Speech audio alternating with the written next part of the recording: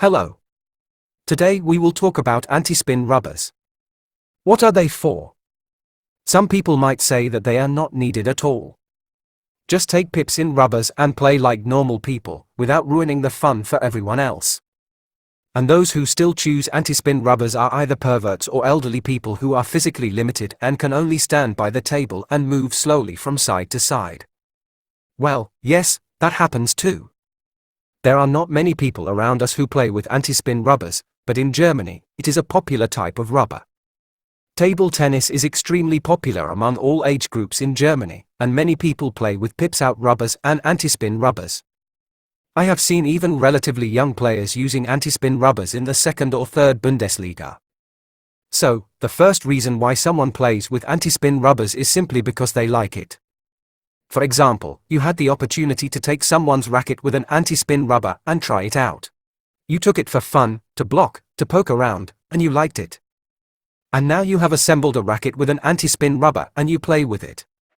Playing with an anti-spin rubber is not just about replacing one type of rubber with another. Playing with an anti-spin rubber means playing with a certain style, a certain game image.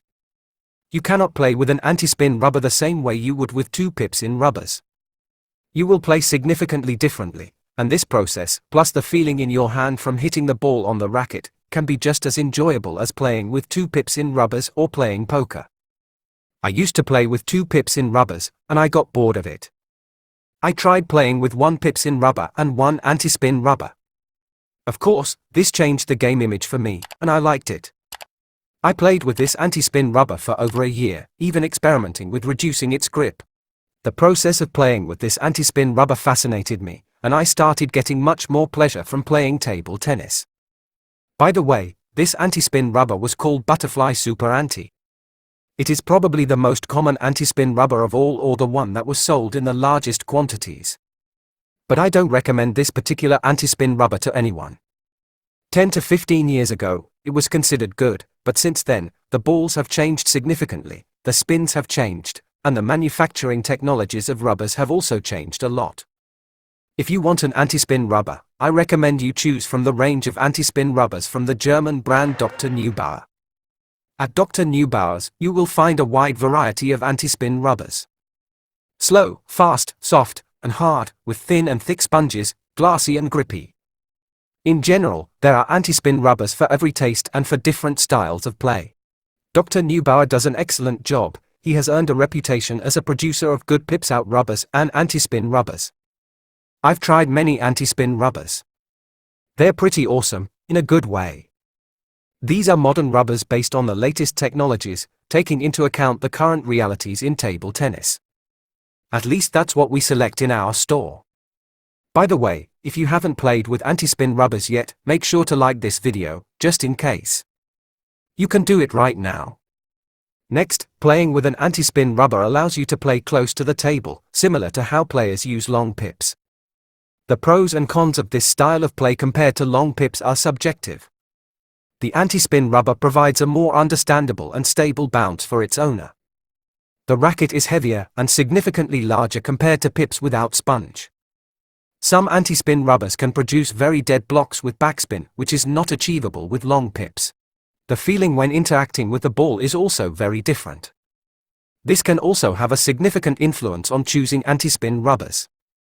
When I played with the Super Anti-spin rubber, I chose it primarily because it gave me a very pleasant feeling in my hand and it was very slow.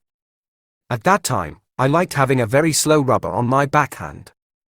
Furthermore, another reason to choose anti-spin is the desire to frequently play with a disruptive block on the backhand side. It's a style of play where you stand close to the table but often give away the initiative. Your opponent often makes topspins, and you counter with the anti-spin rubber, sending a slow, spinny ball to your opponent, which can be very annoying. Sometimes, after a heavily spin topspin, the ball with a strong backspin flies off the block with anti-spin rubber. The opponent makes a topspin and the ball lands on their own side of the table due to the amount of backspin in the block. And if the opponent tries to gently touch the ball with an open racket, the ball bounces into the net or off the table. This style of play is even used at the international tournament level, although it cannot be considered effective at that level. However, at the amateur level and even at the level of the second and third divisions in Germany, it is a fully competitive playing style. By the way, Dr. Neubauer went further and developed an anti-spin rubber where this playing style is partially shifted from blocking to attacking. It's called Power Attack. It has a soft and fast sponge, something like an entry-level tensor in terms of speed, and a soft, slippery top sheet. The purpose of this rubber is to block an attack with drives and flat hits, i.e., reducing the number of passive actions and increasing the number of aggressive actions compared to the typical game with a slippery anti-spin rubber. From what I noticed during a short test, it's a pretty cool thing for people who enjoy playing in a similar style. And the anti-spin rubber itself provides a pleasant feeling in the hand. And finally, a few more words about another reason to play with anti-spin rubbers. Some people enjoy destroying their opponent's game. I mean, some players like to run around and unleash topspins, while others enjoy standing and blocking those runners with anti-spin rubbers, throwing all sorts of annoying balls and stinkers at them that make their brains explode, and relishing in the sight of their opponent crumbling and angrily cursing. Oh yeah, guys, such people exist, and it's good that we're not all the same, like coming off an assembly line, copying Ma Long. It's fun to dismantle opponents' game with skillful anti-spin play. And don't say it's primitive or that it's easy. It's as easy as giving a bear a manicure. You need to be able to smoothly topspin, dump with anti-spin, change the racket angle, and play with a different rubber afterward. In other words, to play at a confident amateur level, it's desirable to learn more skills than just using 2 pips in rubbers. It's not as simple as chugging an energy drink and running around smashing everyone with a brand name $500 racket. To sum it up, I want to say that everyone plays and competes in their own way, as they can and as they like. Tennis should bring enjoyment. So go ahead and try playing with pips and anti-spin rubbers, disrupt your opponent's game, blow their minds, and maybe you'll find that it's more interesting for you than playing with 2 pips in rubbers. And I remind you that we create reviews so that you can learn about the characteristics of the rubbers and blades that interest you and have an idea in advance of what might suit you better, or on the contrary, prevent you from buying something unsuitable.